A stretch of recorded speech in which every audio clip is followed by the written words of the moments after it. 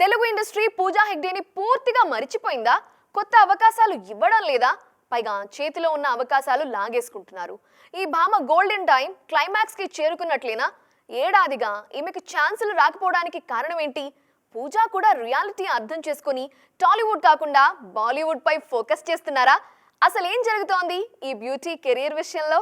పాటలో చెప్పినట్లు కెరీర్ కూడా ఎప్పుడూ అలాగే ఉంటే బాగుంటుంది. కానీ అలా ఉండడానికి అది సినిమా కాదు కదా. ఎంత పెద్ద హీరోయిన్ కెరియర్ కైనా ఏదో ఒక టైంలో ఎక్స్పైరీ డేట్ తప్పదు. తాజాగా పూజా విషయంలో ఇదే జరుగుతుంది. టాప్ హీరోలందరితోనూ జోడీ కట్టిన ఈ బ్యూటీ ఇప్పుడు ఛాన్స్ల కోసం చూస్తున్నారు. ప్రస్తుతం ఫోటోషూట్స్ తో అలా కాలం గడిపేస్తున్నారు ఈ బ్యూటీ. టాప్ లీగ్ లోకి ఎంట్రీ ఇచ్చాక మహేష్, ప్రభాస్, ఎన్టీఆర్, చరణ్, బన్నీ అంటూ అంతా స్టార్స్ తోనే జోడీ కట్టారు పూజ.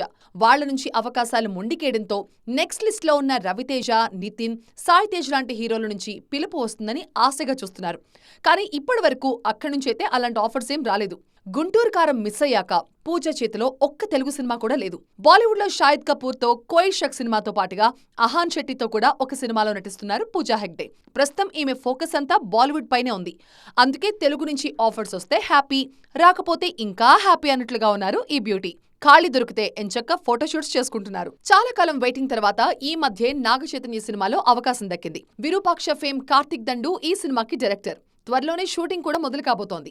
గతంలో ఈ ఇద్దరు ఒక్లైలా కోసం మూవీలో కలిసి నటించారు. దాదాపు 10 ఏళ్ల తర్వాత చైతూ పూజా జోడీ కడుతున్నారు. మరి ఈ సినిమా పూజాకు ఏ మేరకు హెల్ప్ అవుతుందో చూడాలి.